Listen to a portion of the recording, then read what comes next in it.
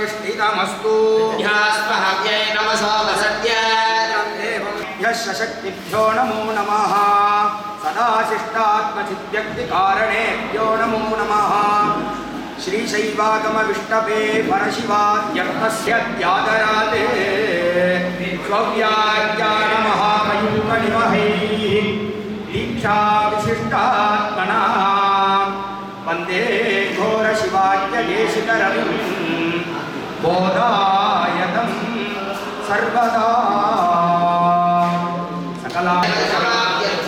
आरो विघ्नेश्वर कैष्ये अमहुपस्तुस्य सकलीकृत्य सामान्यार्थं संसार्य पात्रे लम्बोदरं श्यामलिवं गणेशं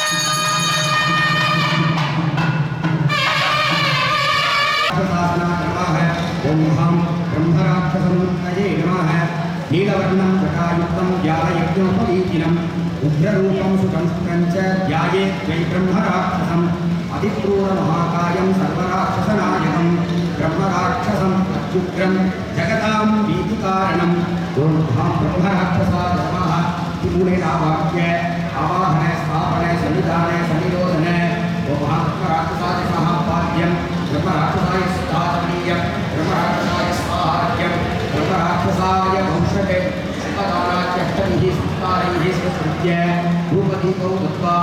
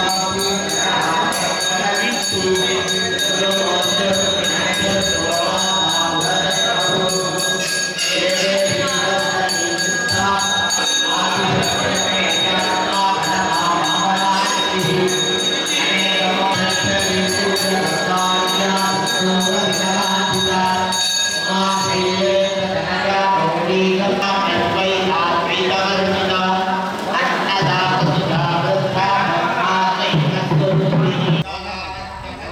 सर्वं वदुकाय आपदुद्धारणाय सर्वरक्षाकराय सर्वभयविनाशनाय सर्वबुद्धिविनाशनाय सर्वव्याधिविनाशनाय सर्वपुत्रलाभाय स्तम्भय स्तम्भय मोहय मोहय छेदय छेदय गुरु गुरु गुरु सर्वप्राणीन् रक्षय रक्षय सर्वदुष्टप्राणीन् भक्षय भक्षय दम धम दम धम हुम हुम इमं बलिं गृह्ण गृह्ण भक्षय भक्षय स्वाहा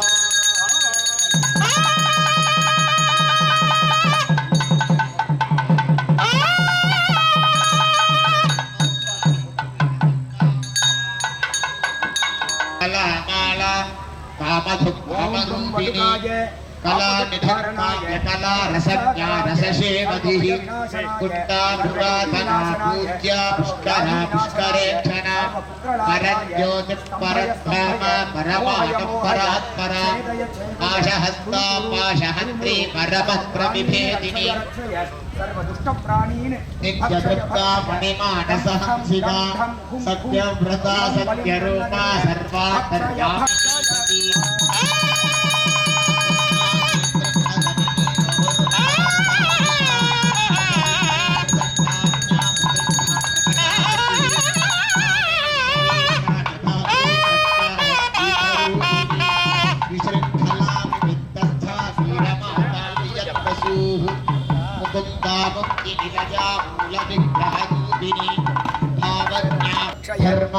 धर्माधाराधनाध्यक्षा धनधान्यविवर्धिनी विप्रप्रिया विप्ररूपा विश्वग्रामा अयो निर्यो निलजा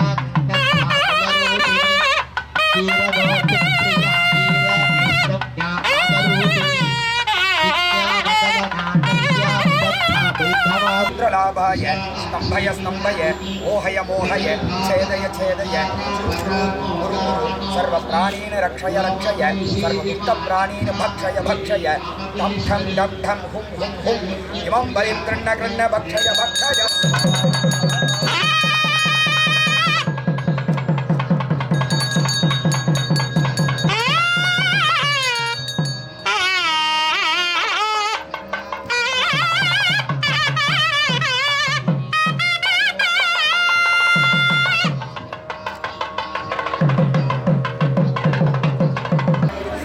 स्तंभय मोहय मोहय छेदय छेदय गुरु गुरु सर्वप्राणीन् रक्षय रक्षय सर्वदुष्टप्राणीन् भक्षय भक्षय टम ठम डम ठम हुम हुम हुम इमं बलिं गृह्ण गृह्ण भक्षय भक्षय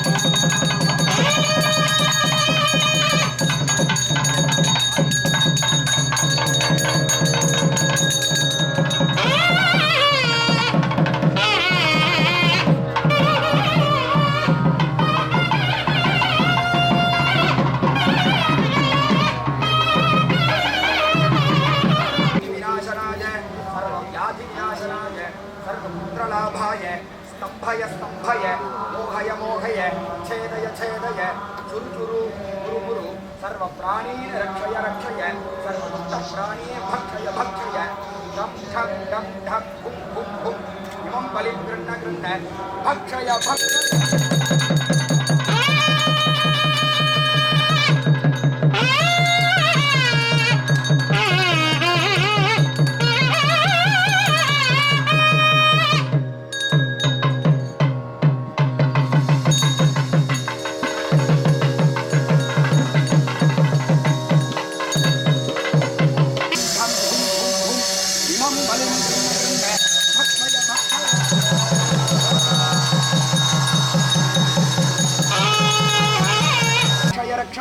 सर्वदुष्टप्राणीन् भक्षय भक्षय दम ठम दम ठम हुम हुम हुम इमं बलिं गृह्ण गृह्ण भक्षय भक्षय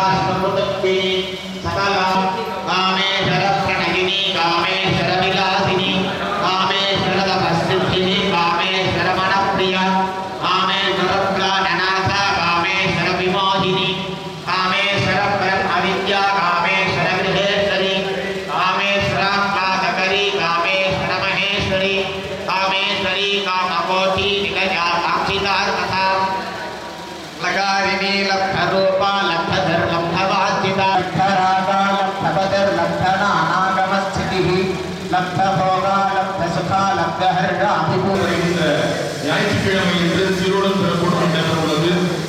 அதனுடைய அங்கமாக இன்றைய தினம் காலையிலிருந்து அனுப்பி பூர்வாங்க பூஜைகள் எல்லாம் துவங்கப்பட்டு நடைபெற்றுக் கொண்டிருக்கின்றது.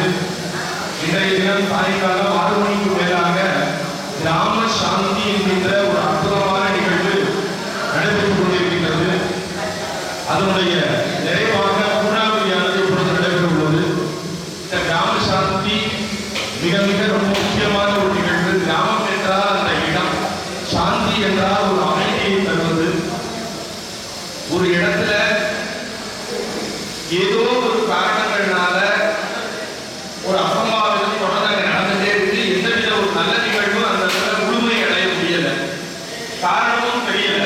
ஆனா எந்த ஒரு நல்லது நடந்தாலும் ஏதோ ஒரு தடங்கள் அந்த இடத்துல இருந்துட்டே இருக்கு அப்படின்னா, அப்ப நல்ல ஆகமங்கள் என்ன சொல்றது அப்படின்னா, ஏதாவது துர்தேவதைகள் அந்த இடத்தை விட்டு போகாம அந்த இடத்துலயே அவளுக்கு வேணுங்கிறத வாங்கிக்கிறதுக்காக அந்த இடத்துல ரொம்ப காலம் வாசம் பண்ணுவா, அந்த இடத்துல தங்குவா அப்படின்னு ஆகமங்கள் சொல்லியது. அப்ப அதை போக்குறதுக்காக என்ன பண்றது அப்படின்னா, அவள் அந்த வைரவர்கள் அந்த இதெல்லாம அந்த ருத்ர தேவதைகளுக்கெல்லாம் அதிபதியாக அந்த சில வைரவர்கள் எல்லாம் இருப்பாங்க. அவள் அந்த மண்டலத்துல பூஜை பண்ணி அவளுக்கு பிடித்தமாக இதுல ஒரு காலத்துல வந்து மாம்சங்கள் நாமே பலி போடுறதுலாம் அவங்க சொல்லியிருக்காங்க. அந்த மாம்ச ஸ்நானத்துல கூஷ்மாண்டம் சொல்லக்கூடிய அந்த பூசணிக்காயை தான் பலி 8 திக்கிலையும் இருக்கக்கூடிய அந்த துர்தேவதைக்கு அந்த தேவதைகளுக்கு அந்த கூஷ்மாண்டத்தை அந்த பூசணிக்காய் என்று சொல்லக்கூடிய அந்த கூஷ்மாண்டத்தை வந்து பலி போட்டு, இனிமேல் இந்த இடத்துல நீங்க வாசம் பண்ணக்கூடாது, இனிமேல் நீங்க இந்த இடத்த விட்டு நீங்க வந்து உங்களுக்கு தேவைகளை நீங்க வாங்கிட்டு போயிடணும். என்னைக்குமே ஒரு இடத்துல ஒரு பிரச்சனை இருக்குன்னா அந்த பிரச்சனைக்கு மூல காரணத்தை நம்ம கண்டுபிடிக்கணுமே ஒழிய மேலோட்டமா நம்ம அந்த பிரச்சனையை தீர்க்கறதுக்கு நம்ம முயற்சி பண்ணக்கூடாது. மேலோட்டமா தீர்த்தோம்னா திருப்பி திருப்பி அந்த பிரச்சனை வந்து சேராது. அப்ப இதுக்கு மூல காரணம் என்ன அப்படின்னு கேட்டா, இந்த மாதிரி சில துர்தேவதைகள் இந்த இடத்த விட்டு போகாம இருக்கா அப்படின்னு ஆகமங்கள் சொல்றதுனால இந்த கிராம சாந்தி அப்படின்னு மண்டலங்கள்லாம் போட்டு, இதுல என்ன ஒரு விசேஷம் அப்படின்னா, நம்ம எல்லாம் ஒரு பாராட்டப்பட வேண்டிய ஒருத்தர் யார் அப்படின்னா இங்க வந்திருக்கக்கூடிய ஆச்சாரியர்.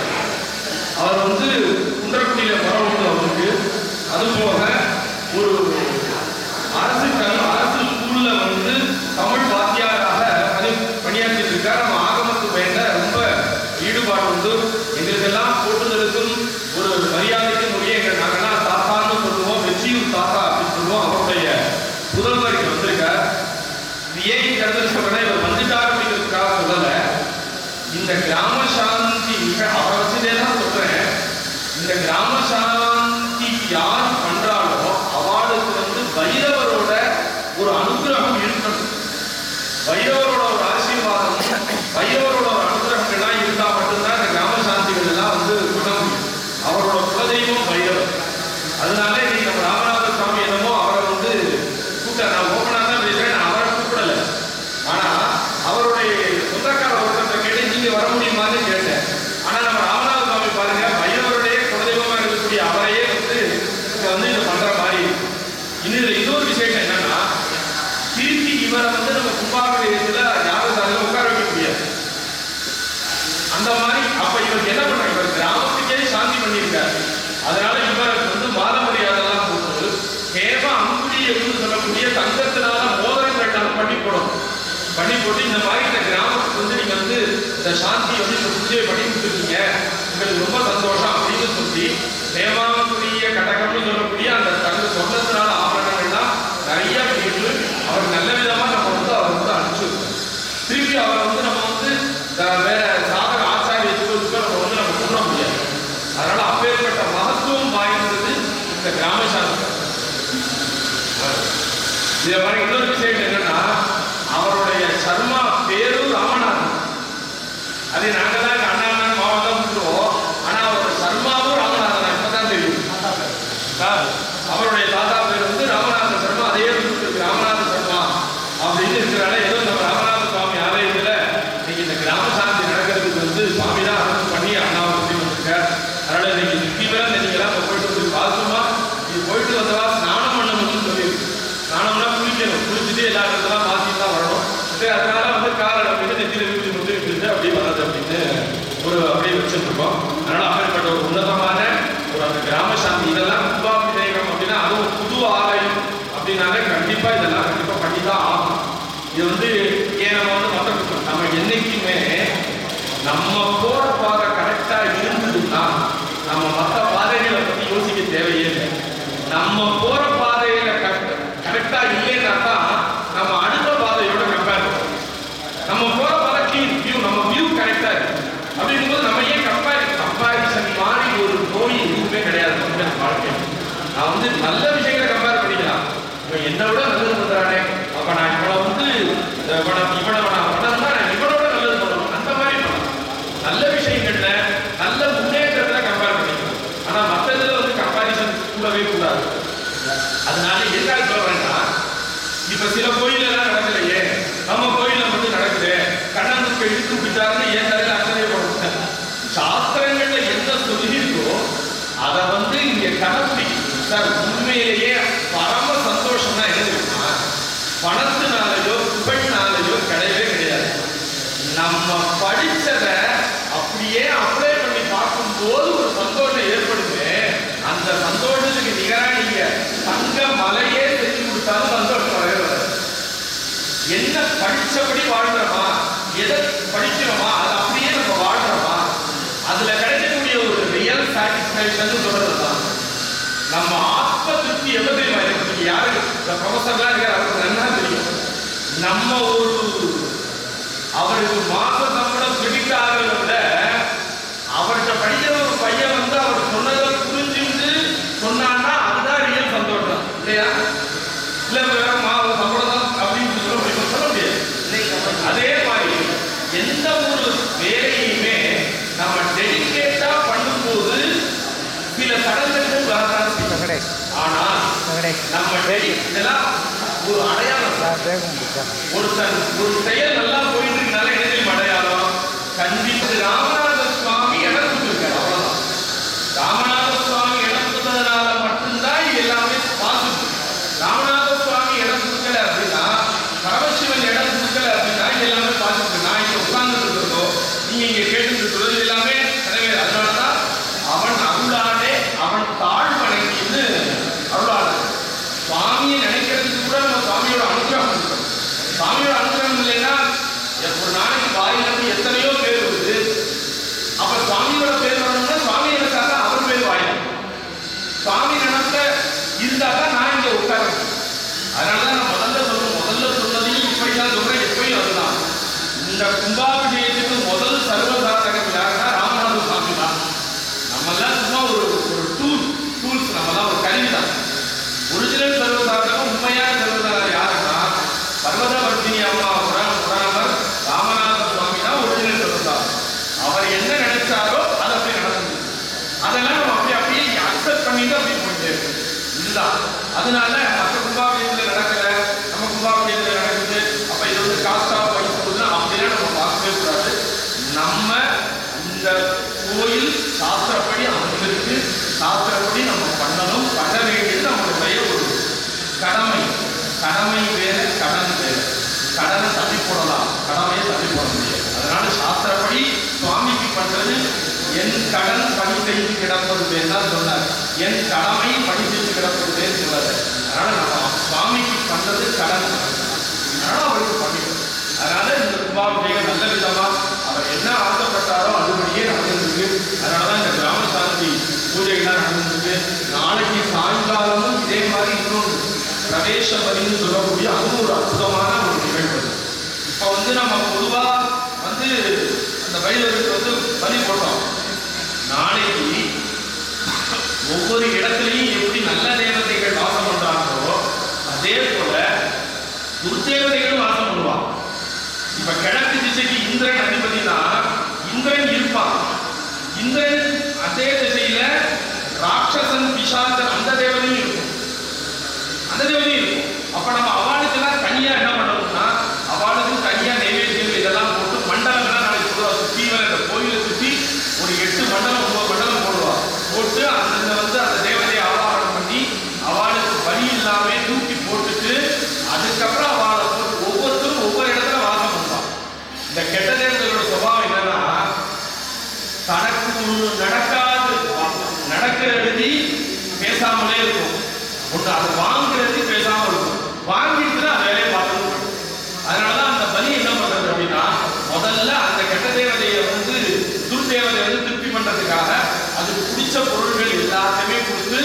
இங்க இருக்க வேண்டாம், உன்னோட இருக்கிற இடம் வந்து பர்வதம் அல்ல, பர்வத மஸ்தகே அப்படின்னு ஒரு தேவதைக்கு, இன்னொரு தேவதைக்கு சமுத்திரம் கடலுக்கு நடுவுல போய் நீ இருக்குது, இன்னொரு வந்து காணனே காட்டுக்கு நடுவுல போய் நீ வாசம் பண்ணு அப்படிங்கிற மாதிரிதான் அவனை அனுப்பிச்சிட்டு அந்த இடத்துல இந்திரன், அக்னி, யமன், நிருத்தி, வருணன், வாயு இந்த மாதிரி நல்ல தேவதைகள் எல்லாமே ஆராதனை பண்ணக்கூடிய நிகழ்வு நாளைக்கு சாயங்காலம் நடைபெற இருக்கிறது. இது எல்லாமே ஆகமங்கள் முதல்ல சொன்ன மாதிரி 64 கிளிகள் சேர்ந்தது ஒரு நூதன ஆலய கும்பாபிஷேகம். இந்த 64 கிரியையும் இங்க நடக்கும், கண்டிப்பா நடக்கும்.